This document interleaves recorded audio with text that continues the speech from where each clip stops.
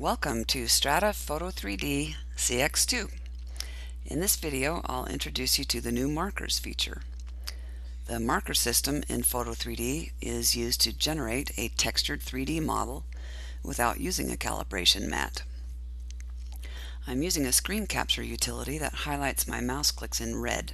This is not part of our software. Also, I've opened the horse project that ships with Foto 3D. This is a model of a beautiful antique rocking horse. So the new markers feature lets you generate models from images without using a calibration mat.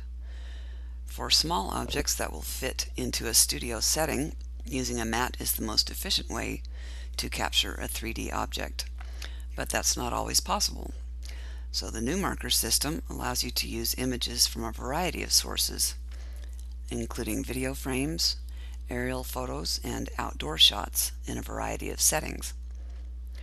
So once you get the images into Foto 3D, you go through and mark key features in each image. And this gives the software the information it needs to generate the 3D geometry and the texture. So to get started on a project using the marker system, you'll need to take some suitable photographs. You can use a standard digital camera in the JPEG or TIFF format.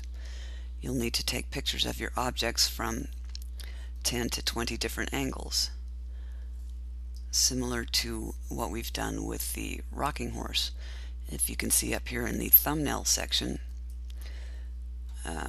this is where the images are stored and they're available to you in Foto 3D. So once you get the images taken and brought into a new project in Foto 3D, the next step is adding the markers. To do that, you'll want to select the Edit Markers window. I've already placed markers on this model of a rocking horse due to time constraints. So let's look at the tools available in this window. Up here over on the left side are your tools, and at the top there are 3 different modes you can choose from. You've got zoom and pan, and then select or place is the tool that you'll use to work with markers. So down here below that is a numeric field with some arrows. When you place a marker, it's assigned an ID or reference number, and you can select markers you've already placed using these arrows. So to begin placing markers, you'll want to bring 2 images down into the window. You can do that by clicking and dragging on a thumbnail or by double clicking on a thumbnail. So it works well to start with 2 images that are side by side or at only slightly different angles, and then work your way around like you did when you were taking the photographs. So we'll make sure that the Select or Place tool is selected, and then you'll click in the window to mark one of the key features. You can use the space bar to zoom in temporarily,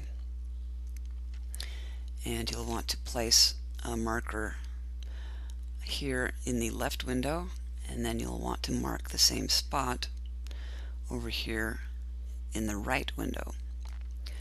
You'll want to place about at least 10 markers in each image, and when you're finished with the 2 side-by-side images, you'll want to put one of the images you have marked here on the left and then drag a new unmarked image down on the right. So you'll continue with the marking process like that until you're finished. As markers are added, Foto 3D will begin to estimate the camera orientation and position for each image. When you have placed enough markers, the thumbnails up here at the top will all have the green background that you see. You'll want to check the user guide for more explicit instructions. Once you get all of your images marked, you're ready to move on to masking your images, and then you'll move on from there to generate the geometry and the texture.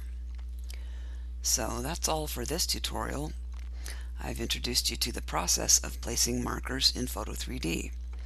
Please check our website for more Foto 3D videos and tutorials, and don't forget to read the user guide, which is located in the Help menu.